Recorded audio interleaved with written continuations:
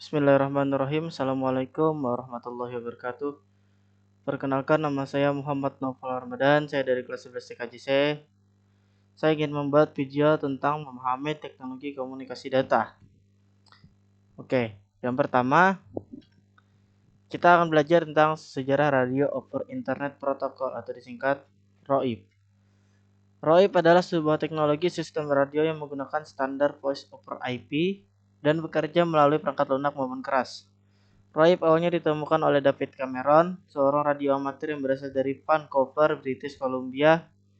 David tertarik untuk mengembangkan teknologi two-way radio. Pada tahun 1998, David membuat Internet Radio Linking Project atau disingkat IRLP. Teknologi ini diyakinkan menciptakan kemudahan, sifatnya ekonomis, dan dapat diandalkan membantu para radio amatir seluruh dunia. Ternyata proyek David telah mencapai hasil yang memuaskan dan sampai saat ini terus berkembang. Dewasa ini lebih dari 1000 lokasi di seluruh dunia telah menggunakan sistem ROIP. Teknologi ROIP sendiri dimulai pada tahun 2002 sebagai pemenuhan terhadap kebutuhan sistem jaringan penghubung dalam pasar komersial. Misalnya ROIP tidak digunakan pada perangkat komputer atau PC. Oke, terus ada jenis-jenis protokol pendukung ROIP, yaitu ada base station, IP gateway, IP interface, dan repeater. Ya, di sini ada base station. Ini saya salah buat. Harusnya BS saya tebut BTS. Oke, tanpa tidak usah dibiharakan. Jadi kita lanjutkan. Perangkat radio pusat yang berada di stasiun kontrol dengan sisi pelanggan yang bekerja pada sistem digital and change cordless telecommunication. Pada ROIP, base station merupakan protokol penting sebagai jembatan antara pengguna dengan IP gateway. Terus di sini ada IP gateway, adalah IP yang berfungsi untuk menghubungkan jaringan lokal atau LAN dengan jaringan publik atau internet, atau bisa sebaliknya. IP gateway diibaratkan sebagai pintu keluar atau masuk, atau sebagai sebuah gerbang antara LAN dengan internet. Terus ada IP interface, yaitu mungkin IP interface ini adalah sebagai kelompok protokol yang mengatur komunikasi data dalam proses tukar menukar data dari satu komputer ke komputer lain di dalam jaringan internet yang akan memastikan pengiriman data sampai ke alamat yang dituju. Kebanyakan dari pengguna jaringan internet mengalami gangguan koneksi internet karena kesalahan dari TCP IP. Oke, terus ada repeater, yaitu alat yang berfungsi untuk memperluas jangkauan sinyal Wi-Fi yang lemah dari Wi-Fi utama. Untuk bisa menggunakan repeater, paling tidak Anda harus mendapatkan sinyal terlebih dahulu, kemudian baru disebarkan dengan sinyal yang lebih kuat. Dengan menggunakan repeater, maka akan pengiriman data dari suatu mode ke node yang lain akan memiliki kualitas yang sama.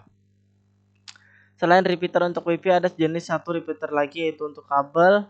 Fungsi repeater kabel ini untuk menguatkan sinyal data yang ditransmisikan melalui kabel jaringan. Biasanya setiap jarak berapa meter Anda perlu menambahkan repeater kabel agar sinyal data tetap kuat. Penggunaan repeater ini biasa untuk kabel jaringan yang menghubungkan dua lokasi yang sedikit jauh. Terus software yang digunakan untuk membangun server radio online ada AkiCache, Shotcast, dan Darwin Streaming Server.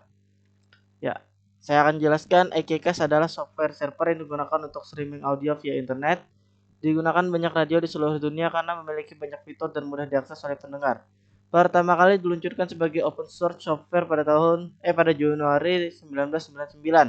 AkiCache dikembangkan oleh CVH.org Foundation, yaitu sebuah organisasi non-profit yang memproduksi software dan multimedia format gratis. Terus ada Shotcast. Shotcast server merupakan suatu sistem yang biasa digunakan pada teknologi radio streaming. Yaitu fungsi utama dari Shotcast yaitu membantu user menyediakan suatu internet radio server pribadi. Dengan menggunakan software yang telah tersedia, pengguna bisa menggunakan MP3 atau AAC untuk audio encoding dan protokol HTTP atau multicast. Untuk transmisi, klien dan server dapat menggunakan software yang tersedia untuk Windows, FreeBSD, Linux, Mac OS.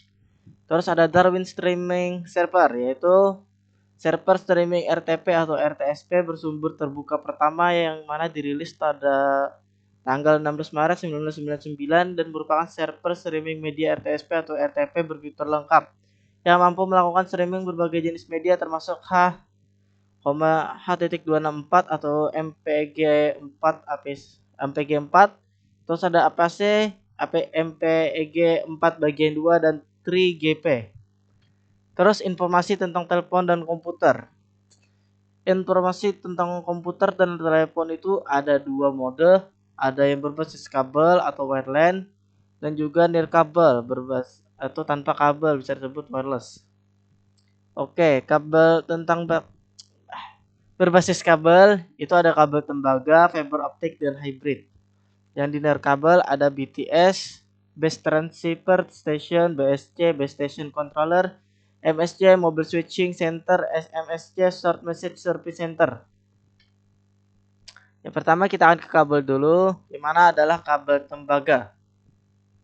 Kabel tembaga adalah kabel dengan penghantar tembaga dan biasanya dipakai dalam instalasi tenaga listrik dan alat-alat kontrol, sehingga biasanya disebut kabel instalasi.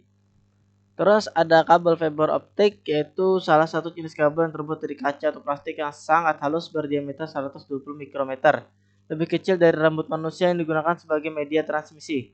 Terus ada hybrid, yaitu hybrid fiber koaksial atau HFC adalah teknologi jaringan telekomunikasi broadband yang menggabungkan kabel koaksial dan kabel serat optik. Kombinasi antara kabel koaksial dan serat optik ini digunakan untuk membawa konten-konten broadband seperti video, data, suara, dan layanan interaktif lainnya yang menggunakan koaksial dan serat optik. Hybrid fiber koaksial dioperasikan secara global oleh jaringan kabel. Oke, saya akan jelaskan di sini. Saya lupa membuat gambarnya. Saya akan ketik kabel tembaga sekarang kalian supaya bisa paham ya kalian. Di sini ada banyak kabel tembaga ya. Nah, ini bisa dibilang kabel tembaga. Terus kita akan ke kabel fiber optik. Oke, nah di sini adalah gambar fiber optik. Nah, di sana ada core, cladding, coating, string member, outer jacket. Ya, intinya bisa dibilang ini adalah contoh kabel fiber optik. Nah, ini adalah strukturnya. Terus kita akan kabel hybrid ya.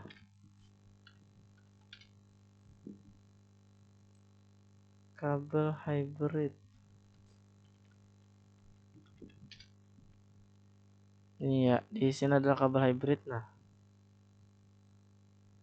bisa dilihat kan ini sama seperti kabel tembaga. Ya, mungkin itu saja. Kita akan lanjut lagi. Oke, di sini kita akan lanjut ke bagian wireless, yaitu ada BTS, Base Transceiver Station, yaitu adalah perangkat penghubung gelombang komunikasi seluler dan perangkat yang menyediakan koneksi user equipment ke jaringan telekomunikasi melalui udara serta merupakan sebuah tool untuk meningkatkan tujuan bisnis.